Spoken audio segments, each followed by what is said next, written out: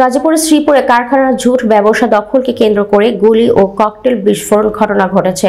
এ সময় 2 রাউন্ড গুলি ও 4টি ককটেল বিস্ফোরণ করে কারখানার একটি সুতাবাহী কাভার্ড ভ্যানে আগুন দেয় দুর্বৃত্তরা।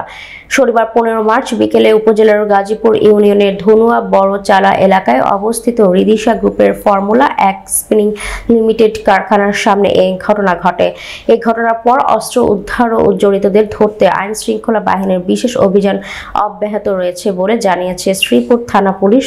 তবে প্রাথমিকভাবে দুর্বৃত্তদের নাম পরিচয় জানা যায়নি।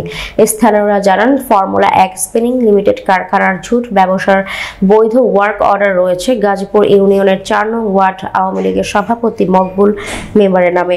মেম্বার আওয়ামী লীগের হওয়ার কারণে কারখানা থেকে প্রভাব খাটিয়ে মালামাল বের করছেন গাজীপুর জেলা ছাত্রদলের সাবেক সহ সভাপতি রাসেল আহমেদ নীল। রাসেলের নামে কোনো ওয়ার্ক অর্ডার না থাকায় এতে বাধা দিচ্ছেন স্থানীয় আরেকটি পক্ষ। সকালে রাসেল তার লোকজন নিয়ে কারখানা থেকে ঝুট বের করে।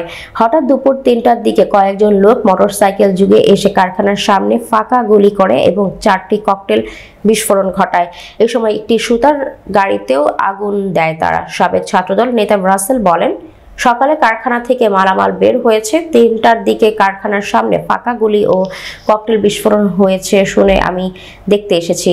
কে বা কারা করেছে তা জানা নেই। এই বিষয়ে জানতে চাইলে শ্রীপুর থানার officer in charge OC Joynal Abedin Mondal বলেন, আমরা খবর পেয়ে ঘটনাস্থল পরিদর্শন করেছি। এখান থেকে 3টি বিস্ফোরিত ও একটি আবিষ্কৃত ককটেলের খোসা উদ্ধার করা হয়েছে। এই ব্যাপারে আইনগত ব্যবস্থা নেওয়া হবে।